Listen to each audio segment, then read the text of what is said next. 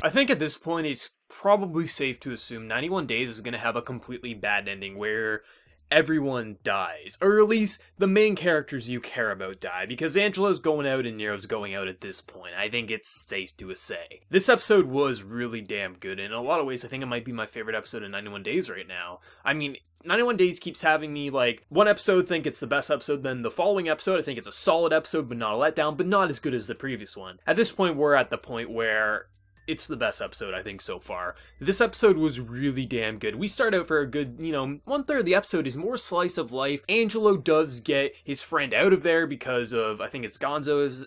There's so many names on the show. But I think it's Gonzo, he helps him out because he just wants to be the head leader. He wants to have the women, he wants to have the money, he wants to have the power. That's why he's doing this, and he's all for that. And he's gonna help Angelo get not only his friend out of there, but also get his revenge on the other guy who's remaining, and then he can take out Nero, and then, Angelo has his revenge, and then he can ascend the throne essentially and be head honcho, right? I mean, it works out for both of them, and at this point in time they don't need to stab each other in the back. So it was nice to see that interaction, but when they're sitting there, it's a death flag. I'm sitting here thinking, man, well, Angelo's fucked, because I thought it was Angelo going out. I wasn't even putting my eye on Cordio. I thought it was Angelo because of just how it was going down. Like, okay, so they're gonna go with Nero killing Angelo. That's actually gonna be pretty cool. Nope, because Gonzo calls him up and says, hey buddy, he's gonna die, so you better come running. And he comes running, and that confrontation in that room, that was heated. That was, like, tension, because, Angelo can talk his way out of a lot of things, but he's standing there, and I think, he knew he was fucked. Like, there was no ifs, ands, or buts about that. He had no way of getting out of there. And, despite his face not showing it, you could tell, like, the gears were turning in his head, like, what am I gonna do? He doesn't have a weapon, because if he did have the weapon, he would have been disarmed before coming in there. So he couldn't even just kill Nero right then and there to at least get that. So he was probably thinking, like, well, I gotta dive out a fucking window or something. Or he had been having some crazy thoughts going on inside his head. And that's one of those things where I wish we could have got some internal monologue, because I would have loved to hear what Angelo was thinking, like, and just how fucked, because I just feel like he was just saying, oh shit, oh shit, oh shit, oh shit, oh shit, in his head when that was all going down. But watching Cordio bust through that room, and then that guy, the guy with the glasses, I forget his name, but he's just saying he was working with you, right? He was beating him, and Cordio twisted saying, like, you're just scared because Angelo can become the new right hand and you'll be replaced. And I'm sitting here thinking, like, oh fuck, this isn't gonna be pretty. But Nero stops him, and of course, classic mafia style, gives Angelo the gun and tells him to do it.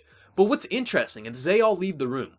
They all leave the room and let them be alone, which is interesting because I'm pretty sure Nero knows Angelo wanted to betray him. But I think there's two ways he's doing this. One, he knows he betrayed him, or he helped, Cordio escape.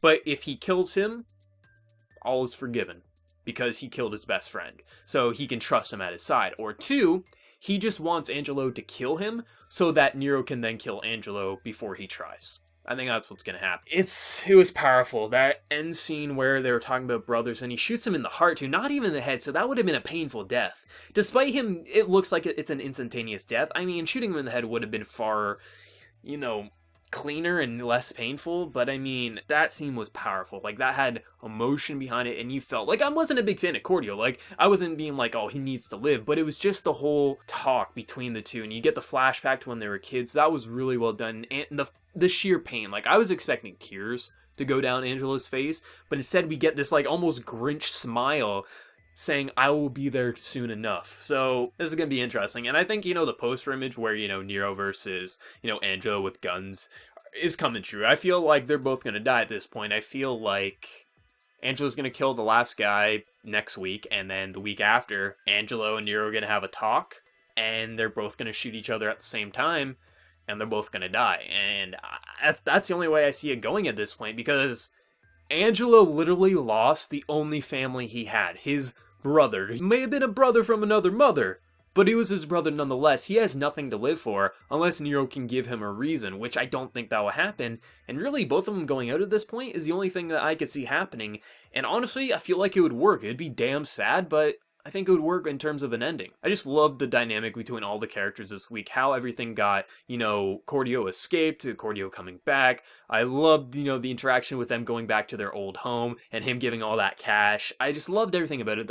It had a few sweet, comedic moments, but the death flags were being triggered left and right, and to see how they finished this episode, it was sad. It was very sad, but I can't wait to see where it goes. But overall, I'm hyped to see what happens, where everything goes. But if you guys watched the episode, as always, let me know your thoughts in comments below. How do you think it's going to play out? Do you think, Nero was doing it just so he can fuck with Angelo before he kills him? Or do you think it is just, if you kill your friend, all is forgiven? Because there's no way Nero believes he didn't help him. There's no way. I don't see how that is. Nero's a smart guy, and, that's how I see it. But I also did want to quickly mention, there was I actually felt for Nero's father when he was trying to pick up the cigar, like he was shaking. Like, that actually kind of made me a little sad.